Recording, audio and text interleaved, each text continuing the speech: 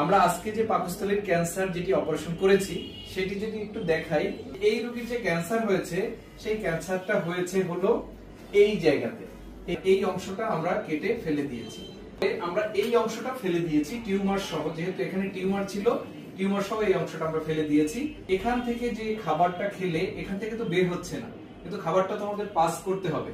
তখন আমরা কি করেছি, সুপ্রিয় দর্শক মন্ডলী, একটু পরেই আমি একটি অপারেশন শুরু করব। একদিন ধরেই ওনার খাবারের সমস্যা হচ্ছিল, মানে ওনার খাওয়ার অরুচি, খেলে পর পেট ভরা ভরা থাকে। এটা প্রায় 1 বছর ধরে শুরু হয়েছে।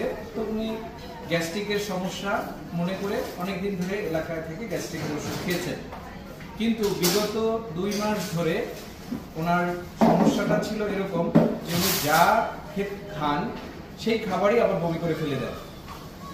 পানি খেলেও কিছুক্ষণ পরে বমি হয়ে যায়, শক্ত খাবার খেলে সাথে সাথেই বমি হয়ে যায়।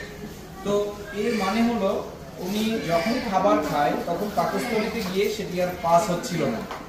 কেন পাস হচ্ছিল না? কারণ ওনার সেই পাকস্থলীর মধ্যে দূরের দিকে একটা টিউমারের মতো হয়েছে, এবং সেই টিউমার সেই খাবার যখন পাস হবে বা খাবার যখন পাকস্থলী থেকে ক্ষুদ্রান্তে যাবে সেখানে বাধাপ্রাপ্ত হচ্ছিল, এবং সেটাই তখন উপরের দিকে বের হয়ে মুখ থেকে বমির সাহায্যে বের হয়ে যাচ্ছে। তো এই যে টিউমার হয়েছে, এই টিউমারটাই আসলে এন্ডোস্কোপি করে দেখা গিয়েছে, এবং সেটা ওখান থেকে মাংস এনে পরীক্ষা করা হয়েছে। এটা হলো পাকস্থলী। এখান থেকে আমরা খাবার খেলে খাবারটা এখান থেকে আসে এবং খাবারটা এখানে জমা হয়, এবং এখান থেকে খাবারটা বের হয়ে যায়। আমরা যে বলেছিলাম এই রোগী খাওয়ার সাথে সাথে খাবারটা বমি হয়ে যায়, শক্ত খাবার সাথে সাথে বমি হয়ে যায়, পানি একটু পরে বমি হয়। কেন বমি হয়? যে এই রোগীর যে ক্যান্সার হয়েছে সেই ক্যান্সারটা হয়েছে হলো এই জায়গাতে।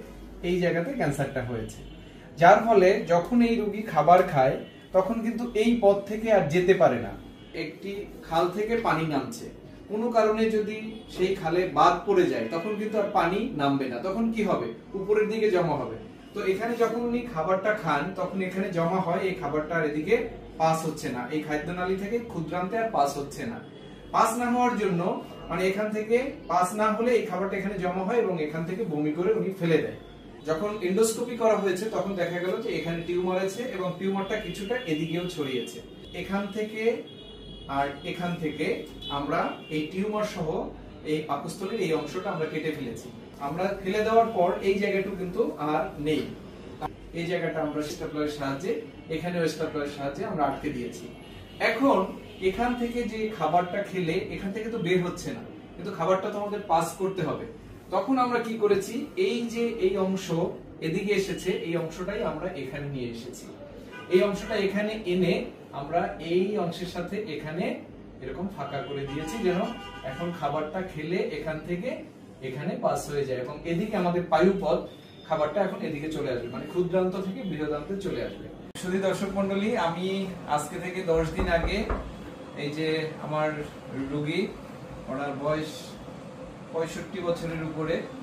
তো আমরা ওনার খাদ্যনালীর সমস্যা ছিল, পাকস্থলীতে সমস্যা ছিল, সেটার জন্যই আসলে অপারেশন করেছি।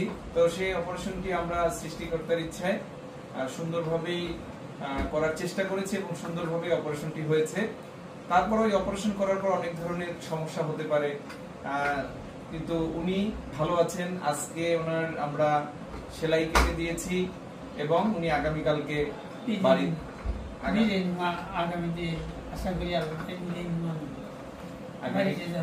আগামীকালকে বাড়িতে যাবে। চাচা, আপনি ভালো থাকেন, আমি সৃষ্টিকর্তার কাছে প্রার্থনা করি, আর আমার জন্য আপনি দোয়া রাখবেন।